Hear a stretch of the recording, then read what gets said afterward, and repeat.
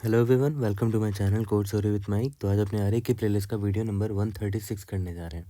Okay, leet code number 2661 medium marked है but easy है, ज़्यादा डिफिकल्ट प्रॉब्लम नहीं है ना। देखते हैं आज का मोटिवेशन क्या है। दो मोटिवेशन है, दोनों बहुत अच्छे लगे थे मुझे। कल बहुत लोगों ने कमेंट में शेयर किया था, thank you so much. Opportunities hit the door of those person only who work hard. Obvious सी बात है, जो हार्ड वर्क कर रहे हैं उनके लिए अपॉर्चुनिटी आने वाली है ना। इट्स अप टू यू, आपका डिसीजन है कि आपको करना है कि नहीं करना है। ठीक है, you are just one decision away from totally different life, है ना। And don't seek motivation outside. बाहर से किसी से उम्मीद मत करो कि रोज़ आकर आपको मोटिवेट करेगा। ठीक है, become the spark that lights your own path. आपका मोटिवेशन आप खुद होने चाहिए। और अगर आपने ऐसा कर दिया, ठीक है, फिर आपको कोई रोक नहीं पाएगा, है ना। देखते हैं प्रॉब्लम क्या। फर्स्ट कंप्लीटली पेंटेड रो और column. You are given a zero index integer array ARR and an M cross N integer array mat. ठीक है, अरे और matrix both contain all the integers in the range 1 cross M into N। ठीक है, array और matrix में जो elements हैं ना, वो 1 से लेकर M क्रॉस N तक के सारे इंटीजर होंगे उसमें। Go through each index I in ARR starting from index 0 and paint the cell in mat containing the integer ARRI। ठीक है, पेंट कर देना। Return the smallest index I at which either a row और a column will be completely painted in mat. ठीक है, देखते हैं। जैसे यहाँ पर देखो, ये इंडेक्स नंबर 0 है, ये 1 है, ये 2 है, ये 3 है। आपने आप ARR पर गए, सबसे पहला एलिमेंट को पकड़ा आपने। ठीक है, तो क्या वैल्यू 1 है। ठीक है, तो आप मैट्रिक्स में जाओ और देखो 1 कहाँ पर लिखा है। 1 लिखा है 0,0 पे, तो इसको आप पेंट कर दो। पेंट कर दिया, फिर आप आए अरे के इंडेक्स नंबर 1 पर। मैट्रिक्स इसकी वैल्यू क्या है, 3 है, तो मैट्रिक्स में 3 कहाँ लिखा है, यहाँ लिखा है, तो इसको आप पेंट कर दो। अभी मुझे ये बताओ, क्या कोई भी रो पूरा और या कोई भी कॉलम पूरा पेंट हुआ है? नहीं। देखो, ये वाला रो अभी पूरा पेंटेड नहीं है, ये वाला रो भी पूरा पेंटेड नहीं है, ये वाला कॉलम अभी पूरा पेंटेड नहीं है, ये वाला भी कॉलम पूरा पेंटेड नहीं है। कोई भी एक रो या कोई भी एक कॉलम पूरा पेंट हो गया तो आपको रुक जाना है। जैसे यहाँ पर देखो, ये वैल्यू 4 है, तो 4 यहाँ पर लिखा था तो आप गए यहाँ पेंट कर दिया। अब देखो, कोई तो रो है जो पेंट हो चुका है, रो नंबर 0, है ना। रो नंबर 0 पूरा पेंट हो गया है और हमें ARR पर कहाँ तक जाना पड़ा, इंडेक्स नंबर 2 तक जाना पड़ा, तो इधर ही रुक जाएंगे। इसका मतलब इंडेक्स नंबर 2 तक के एलिमेंट को प्रोसेस करोगे ना, ज़्यादा से ज़्यादा इंडेक्स 2 तक के एलिमेंट को प्रोसेस करोगे तो आपका या तो रो या तो कोई भी रो या तो कोई भी कॉलम पूरा फिल हो जाएगा। ठीक है, और आपको यही बताना था कि स्मॉलेस्ट कौन सा इंडेक्स है जब कोई भी रो और कोई भी कॉलम पूरा पेंट हो जाएगा। तो स्मॉलेस्ट इंडेक्स 2 है, क्योंकि आप यहाँ इंडेक्स नंबर 0 से करते हुए आ रहे थे, है ना। यहाँ किया फिर यहाँ किया, तो फिर आपने देखा कि इंडेक्स नंबर 2 पर ही कोई एक रो पूरा फिल हो चुका है, पेंट हो चुका है, तो इंडेक्स नंबर 2 ही आपका आंसर है। यहाँ तक क्लियर है? ओके, तो आते हैं अपने थॉट प्रोसेस पे और देखते हैं कैसे इसको हम लोग सॉल्व करेंगे। तो सबसे पहला अप्रोच जो मेरे मन में वही आएगा जो यहाँ पर मैं कर रहा था एक्चुअली में। पहले मैंने इंडेक्स नंबर 0 को पकड़ा, फिर यहाँ पेंट किया, फिर चेक कर लेंगे कोई एक रो या कोई एक कॉलम पेंट हो गया है क्या पूरा। फिर इंडेक्स नहीं हुआ तो इंडेक्स नंबर 1 पर आएंगे, नहीं हुआ तो इंडेक्स नंबर 2 पे आएंगे एंड सो ऑन। ठीक है, तो ये देखा जाए तो एक तरह का ब्रूट फोर्स अप्रोच हो गया, है ना, क्योंकि आप लाइन बाय लाइन चेक करते चले जा रहे हो हर एक पॉसिबिलिटी पे। जैसे देखो, इंडेक्स नंबर 0 पर आप आए, यहाँ पर आप आए और ये 0 1 है, 0 1 है। फिर आपने क्या किया, मैट्रिक्स पे पहले आपने ढूंढा कि ये 1 कहाँ लिखा है। तो ये तो बड़ा स्लो सॉल्यूशन हो जाएगा अगर आपने पहले मैट्रिक्स पे इटरेट करोगे, फिर ढूंढोगे 1 कहाँ पर है, फिर उसको पेंट करोगे। उससे अच्छा है कि आप ये 1 कहाँ लिखा है मैट्रिक्स में, उसको मैप में स्टोर कर लो, है ना। ये थोड़ा सा बेटर हो सकता है इसकी वजह से हमारा अप्रोच, है ना। मैप मैप डेटा स्ट्रक्चर पे ये हो जाएगा ना, इंसाफ़ी हो जाएगी इतना, क्योंकि बहुत बेसिक सा यूज़ केस है ये। आपको पता होना चाहिए ना ये 1 कहाँ लिखा है, क्यों आप इटरेट करके पता करोगे। आप डायरेक्ट स्टोर कर लो कि 1 जो है वो अपने मैट्रिक्स में 0,0 पर प्रेजेंट है, और ये जो 3 है, ये वाला जो 3 है वो मैट्रिक्स में 1,1 पर प्रेजेंट है, और ये जो 4 है वो मैट्रिक्स में 0,1 पर प्रेजेंट है, और जो 2 है वो मैट्रिक्स में 1,0 पर प्रेजेंट है। तो इससे एक फ़ायदा क्या हुआ कि आप तुरंत मैट्रिक्स पे पता कर सकते हो किधर पेंट करना है।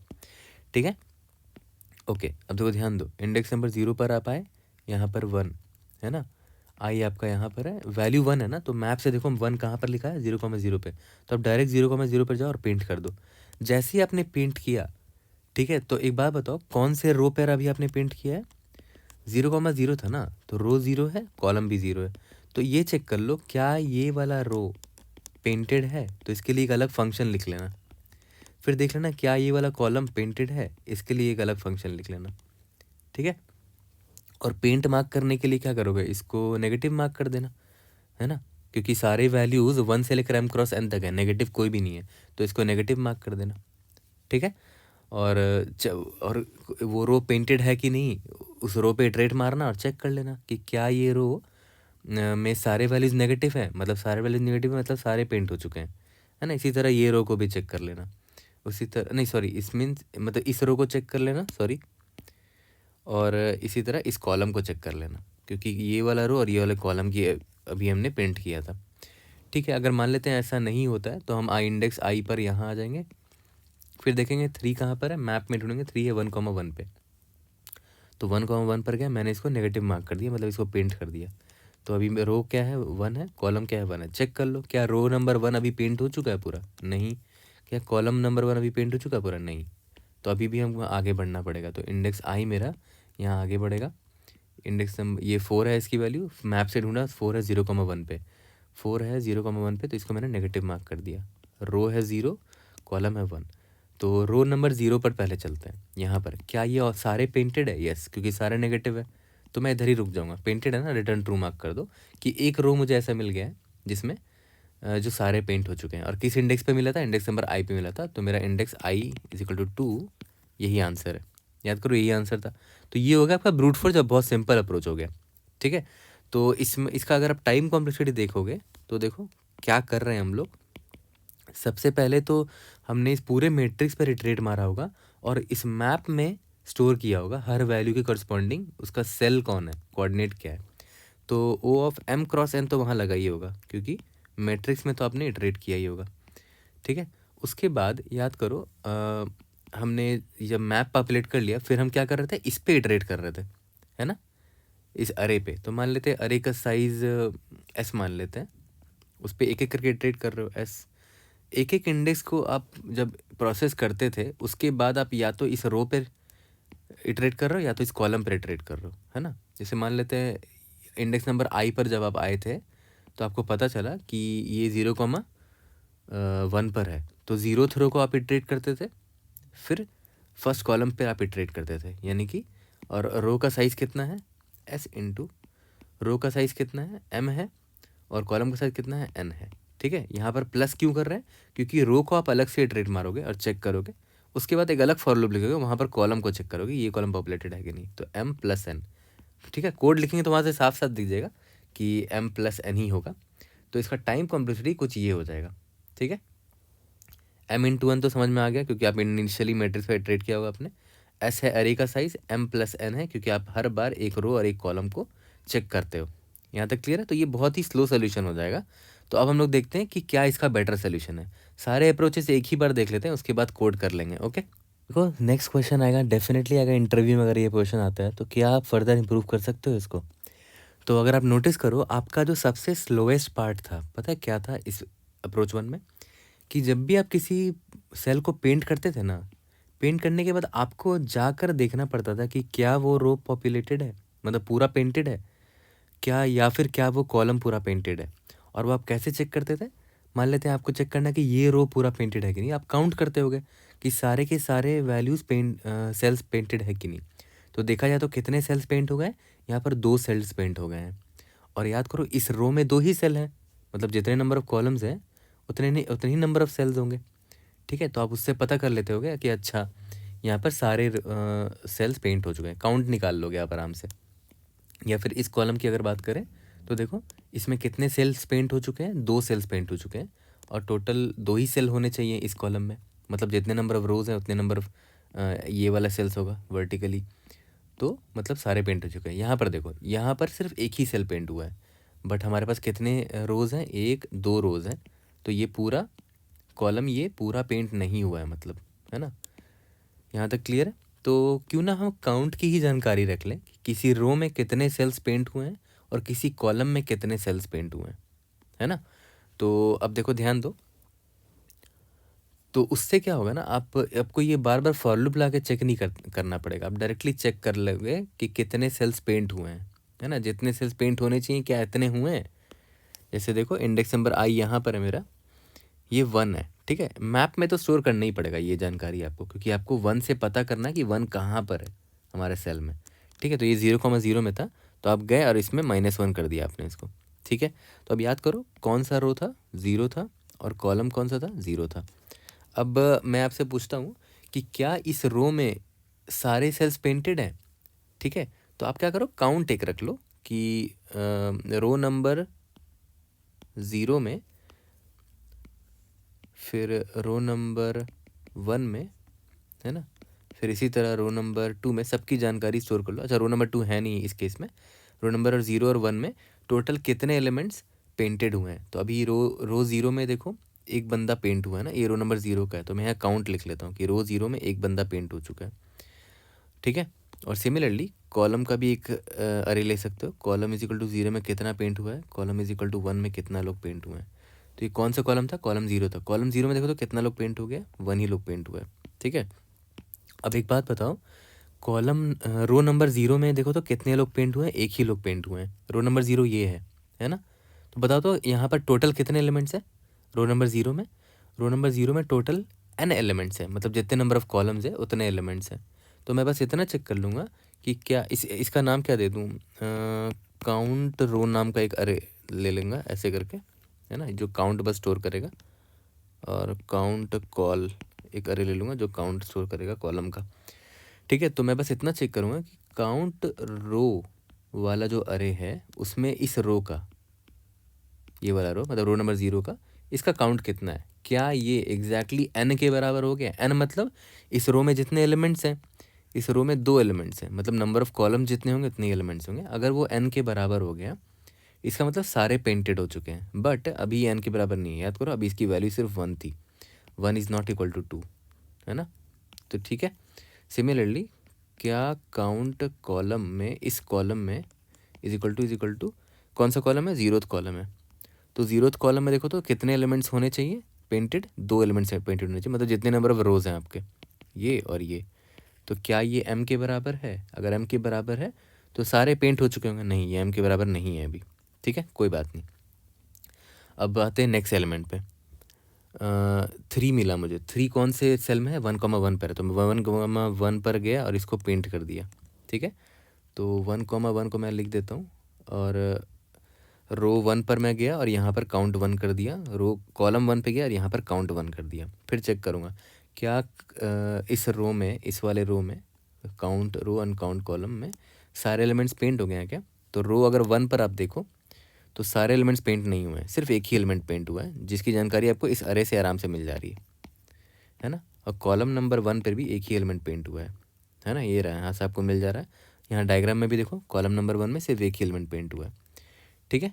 ओके, अब आते हैं नेक्स्ट एलिमेंट पे, ये 4 पर, 4 है मेरा 0,1 पे, तो 0,1 पर आप गए, ये 4 को आपने पेंट कर दिया, ठीक है।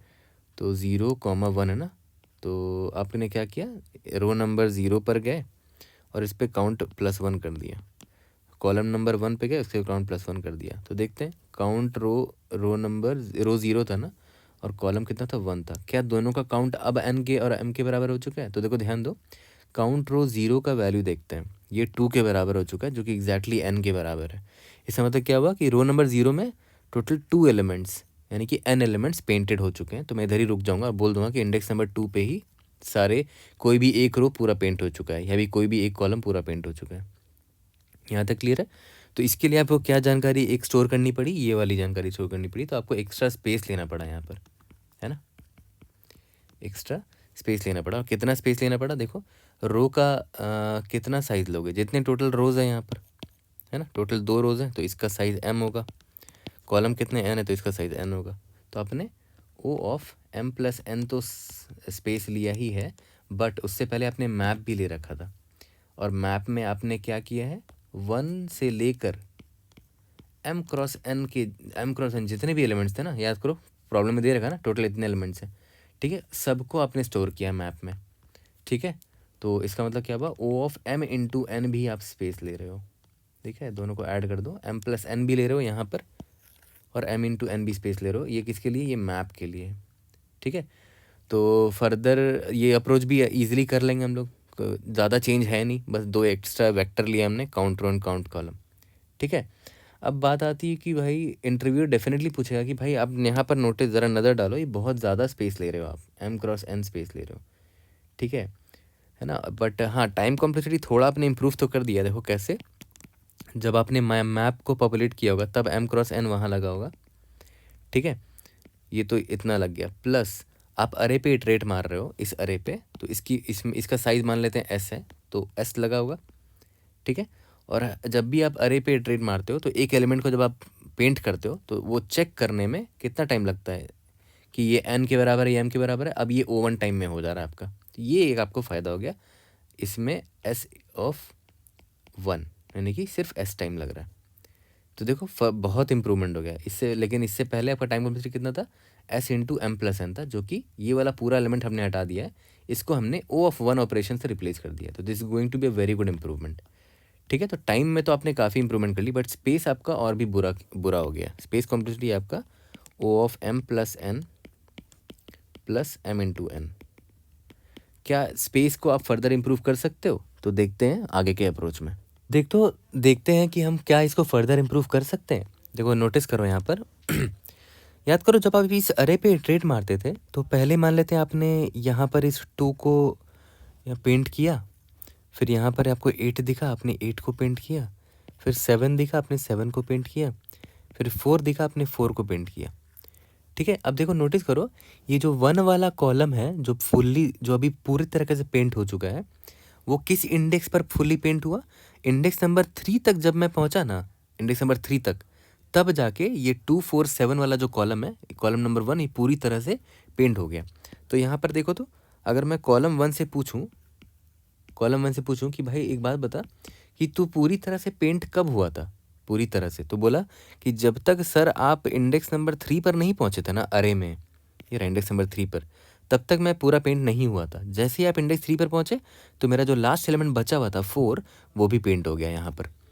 तो देखो तो कौन सा इंडेक्स तक गया, इंडेक्स 3 तक जब मैं गया तब कॉलम 1 पूरी तरह से पेंट हो चुका था, ठीक है, ओके। सिमिलरली अगर मैं आगे बढ़ूँ, इसके बाद मान लेते मैं यहाँ पर आऊँ, ये 1 है तो मैं 1 को पहले यहाँ पेंट किया, फिर यहाँ पर 3 है, 3 को मैंने पेंट किया।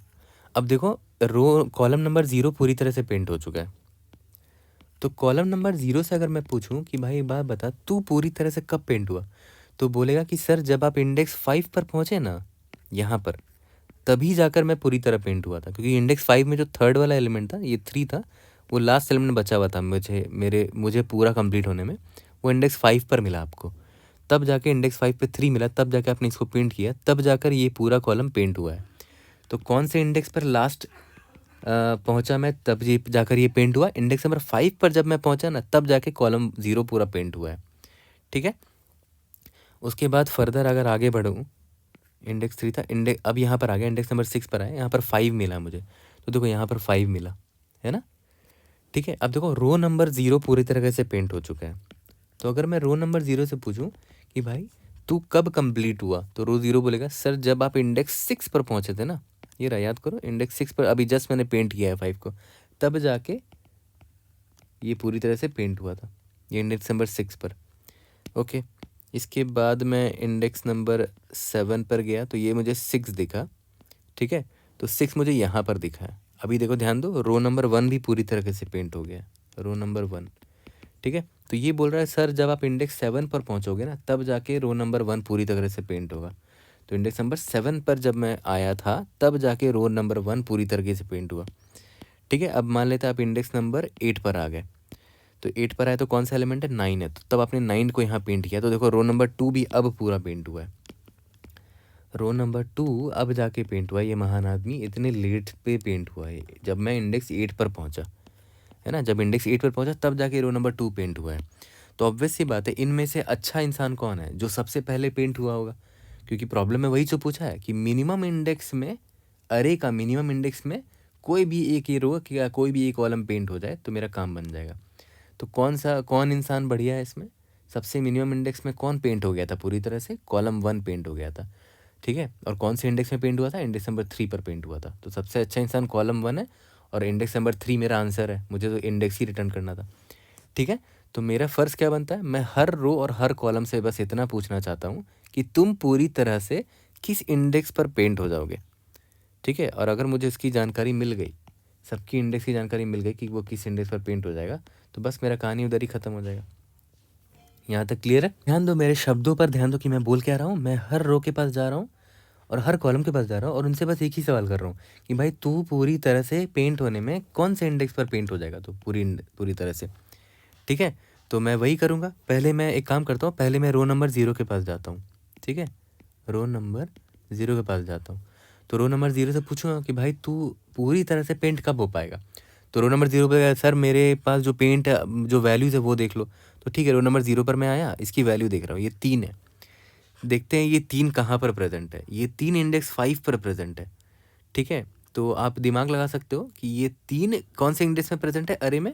इंडेक्स नंबर 5 में। तो ऑब्वियस है आपको इटरेट करके थोड़ी 3 को ढूंढोगे।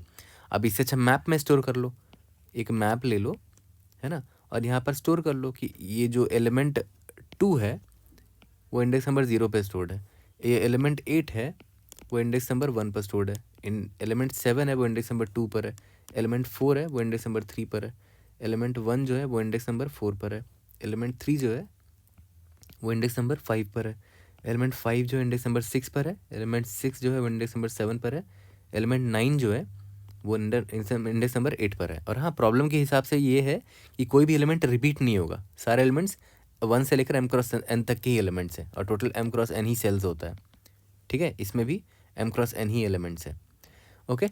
तो इस रो को मैं चेक कर रहा था, ये वैल्यू क्या है? 3 है। तो अब मैं आराम से पता कर सकता हूँ कि 3 जो है वो किस इंडेक्स पर आया था। इस मैप पे जाऊँगा, 3 का इंडेक्स डायरेक्टली ढूंढ लूँगा। तो 3 ने बोला सर 5th इंडेक्स पर मैं पॉपुलेट हो पाऊँगा, पेंट हो पाऊँगा। तो फिर मैं रो के पे नेक्स्ट एलिमेंट पे गया, ये बोल रहा है सर 2 है ना, मैं 0th इंडेक्स पर पेंट हो जाऊँगा, ठीक है।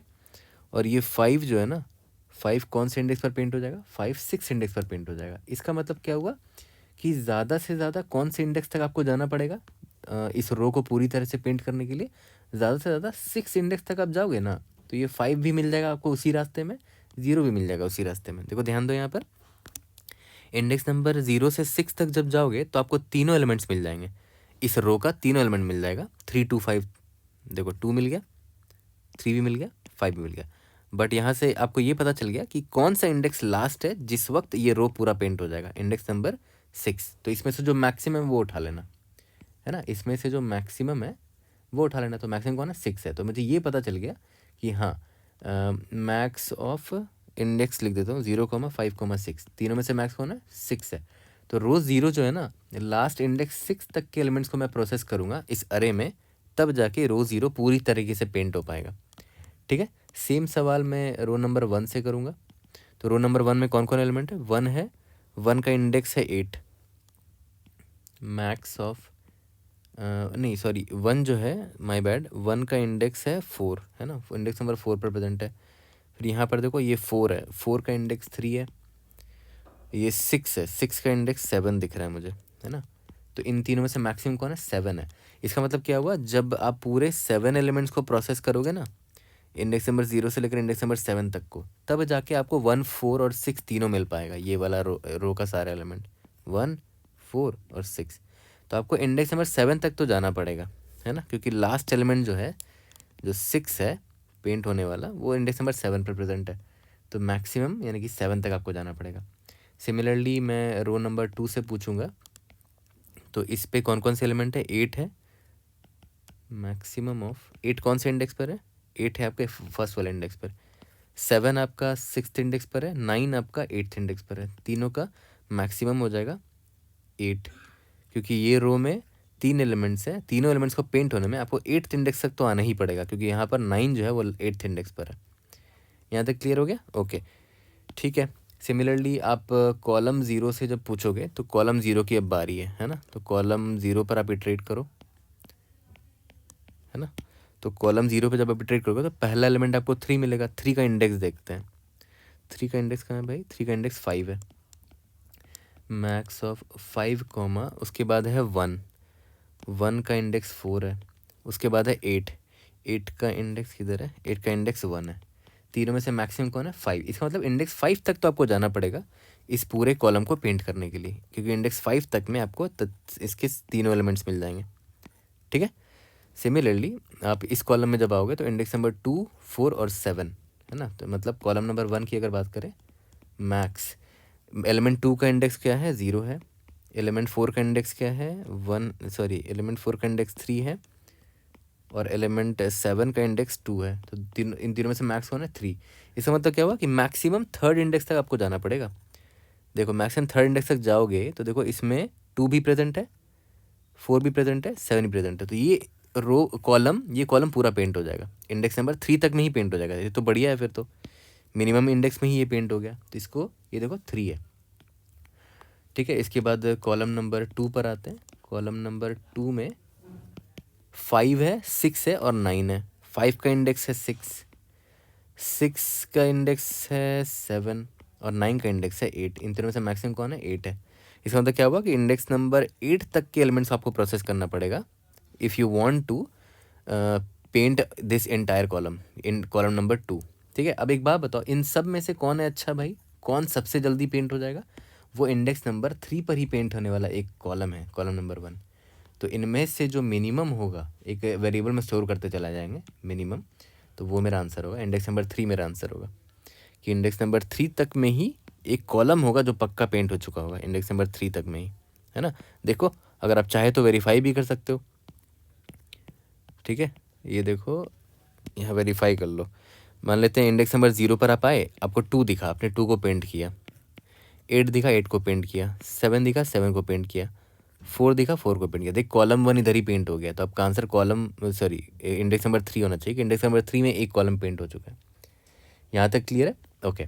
अब यहाँ पर अगर आप ध्यान दो तो आपका स्पेस कॉम्प्लेक्सिटी तो पक्का इंप्रूव हो गया। क्यों? क्योंकि अब स्पेस आपने सिर्फ O(S) लिया है, क्योंकि मैप में आप क्या स्टोर कर रहे हो? इस एलिमेंट, इस अरे का सारा एलिमेंट स्टोर कर रहे हो और उसका इंडेक्स, है ना। तो तो थोड़ा सा तो इम्प्रूव हो गया। अरे एस में टोटल कितने एलिमेंट्स है? O(M)×N एलिमेंट्स है। ठीक है। एस अरे का साइज इतना ही है, अरे में भी तो इतने ही एलिमेंट्स हैं, तो M×N हो जाएगा सिर्फ। याद करो इससे पहले हमारा स्पेस थोड़ा ज़्यादा था, है ना, हमने एक्स्ट्रा ये भी स्पेस लिया था। तो स्पेस भी थोड़ा इम्प्रूव हो गया। और अगर आप टाइम कॉम्प्लेक्सिटी देखो तो टाइम कॉम्प्लेक्सिटी भी आई थिंक बेटर हो चुका है। देखते हैं। आप हर रो पर इटरेट मार रहे हो और हर कॉलम पर इटरेट मार रहे हो।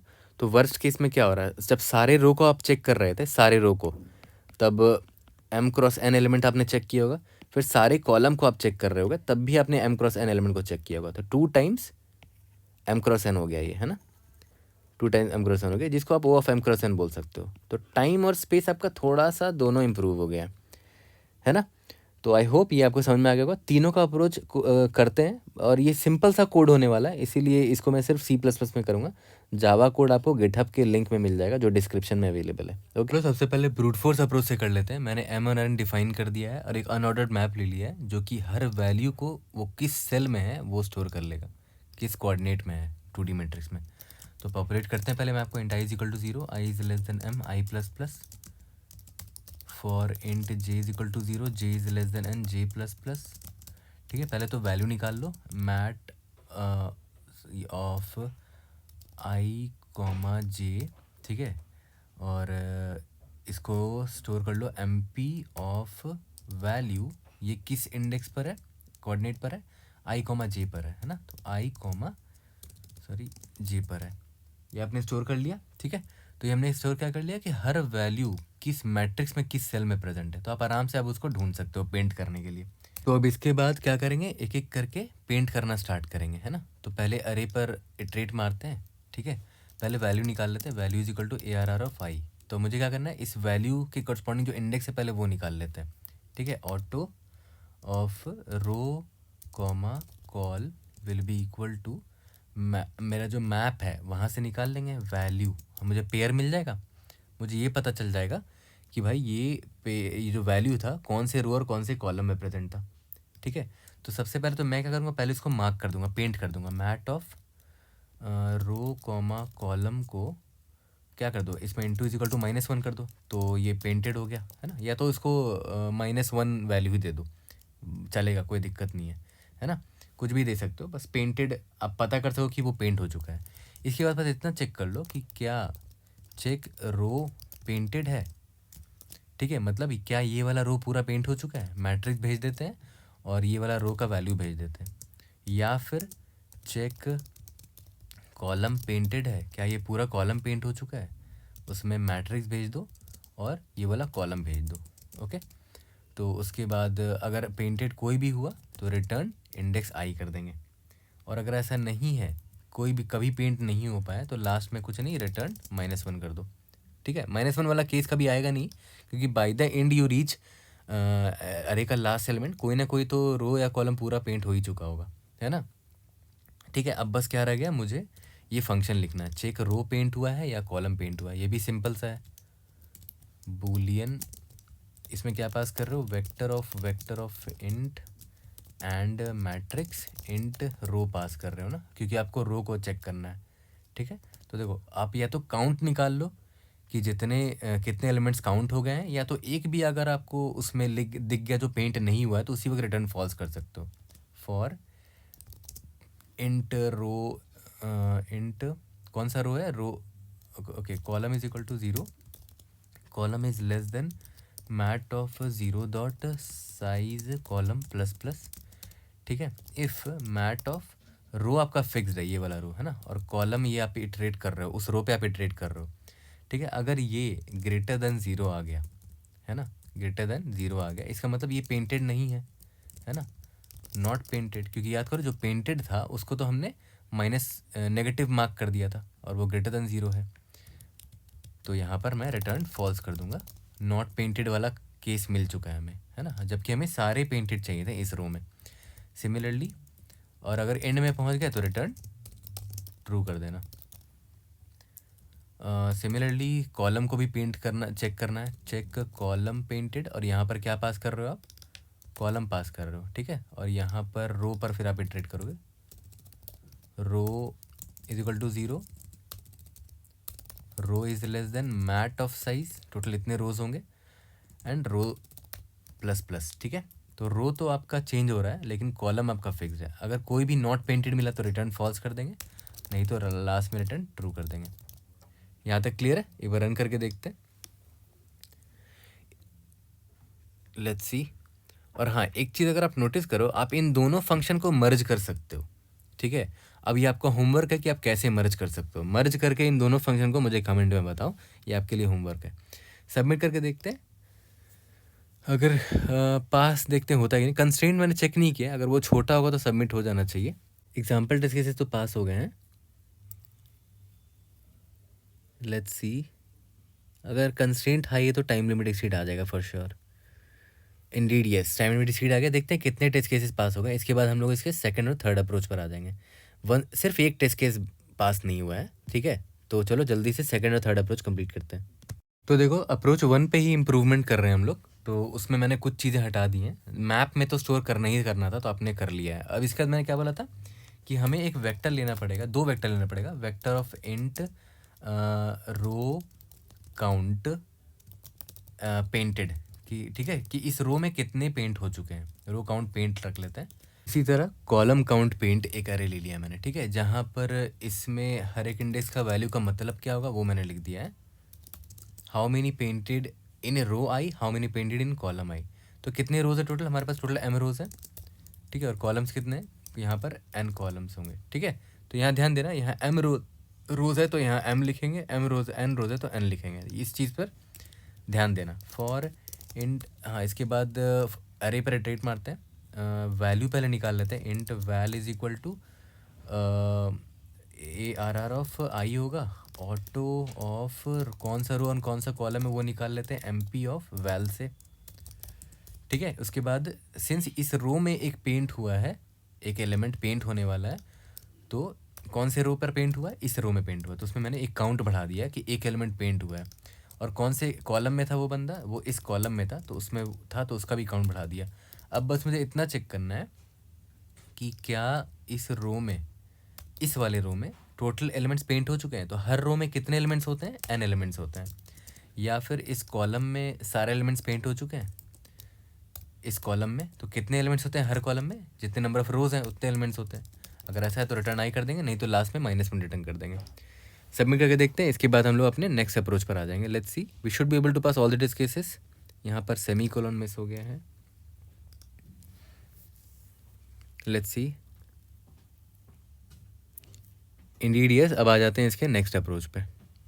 चलो अब अपनी थर्ड अप्रोच से कर लेते हैं। सबसे पहले मुझे क्या करना था कि for int I is equal to 0, I is less than ARR dot size I plus plus. ठीक है, अब मुझे उल्टा करना था। मैंने अनऑर्डर्ड मैप अब लिया है, किस लिए, इंट कॉमा इंट MP। वो हर अरे का मुझे इंडेक्स स्टोर करके बताएगा। ठीक है, हर अरे एलिमेंट्स का।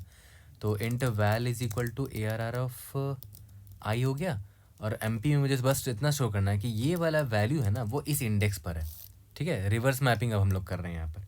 यहाँ तक क्लियर है? ओके, चलो स्टार्ट करते हैं। इंट मुझे फाइनली जो रिजल्ट निकालना है वो एक तरह का क्या होना चाहिए, अरे में मिनिमम इंडेक्स निकालना है, तो मिन इंडेक्स ले लेते हैं।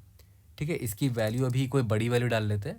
अरे इंटू n डाल लो, या तो कुछ भी डालो, इंट मैक्स डाल लेते हैं। चलो ठीक है, ओके।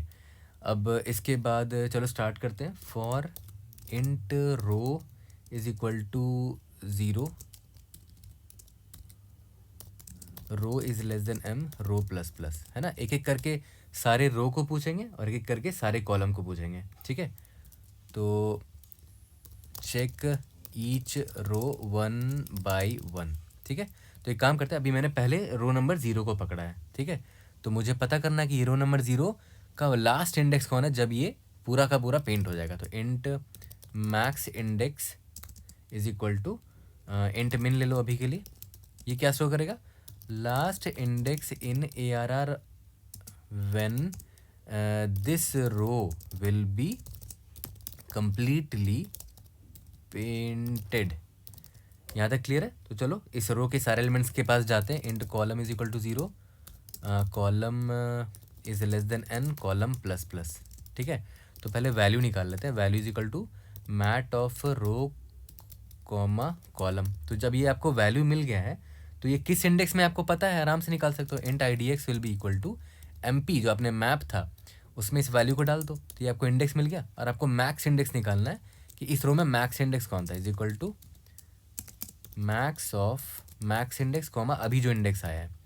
मैक्स इंडेक्स से क्या मिल जाएगा कि लास्ट इंडेक्स कौन सा है जिस वक्त ये रो पूरा पॉपुलेट हो जाएगा या पेंट हो जाएगा। यहाँ तक क्लियर है? ओके, तो देख रहे हो ये वाला रो, ये रो पूरा ये हो गया, चेक कर लिया हमने। फिर रो नंबर 1 पूरा चेक होगा, रो नंबर 2 पूरा चेक होगा। तो हर बार मुझे क्या करना है, मिन इंडेक्स निकालते जाना है ना, कि हर रो मिनिमम किस इंडेक्स पर पेंट हुआ था। Will be equal to minimum of minimum index, और यहाँ पर जो मैक्स इंडेक्स नाम देके इसका लास्ट इंडेक्स नाम देते हैं, कंफ्यूजिंग ना हो जाए। यहाँ पर last index is equal to last index is equal to हर लास्ट इंडेक्स पे मुझे मिनिमम निकालना है। यहाँ तक क्लियर हो गया? ये तो हो गया कि हमने हर रो को चेक कर लिया 1 by 1। सिमिलरली अब हम हर कॉलम को चेक करेंगे। Check each column 1 by 1, column is equal to 0, column is less than n, column plus plus. ठीक है, सिमिलरली यहाँ पर भी last index in ARR when this column, यहाँ कॉलम लिख देता हूँ, column will be completely painted. और यहाँ पर रो का फॉर लूप लगेगा, अंदर row is equal to 0, row is less than m, row plus plus. ठीक है, वैल्यू निकाल लिया, इंडेक्स निकाल लिया, और यहाँ पर लास्ट इंडेक्स निकाल लिया, और मिन इंडेक्स आपका अपडेट होता चला जा रहा है। ठीक है, और लास्ट में बस आपको क्या करना है, मिन इंडेक्स आपको रिटर्न कर देना है। पहले रन करके देख लेते हैं। We should be able to pass all that cases. तो ये इम्प्लीमेंटेशन बेस्ड प्रॉब्लम है, देखा जाए तो आप इम्प्लीमेंट कितने अच्छे से कर पा रहे हो उस पर डिपेंड करेगा। ठीक है, यहाँ पर मिन इंडेक्स होना चाहिए, स्पेलिंग गलत लिख दी थी मैंने। लेट्स सी, यहाँ पर भी मिन इंडेक्स होगा। We should be able to pass all the example test cases. Submit करके देखते हैं। तो सेकंड और थर्ड अप्रोच से दोनों पास हो गए हैं। Wish see you in the next video. Thank you.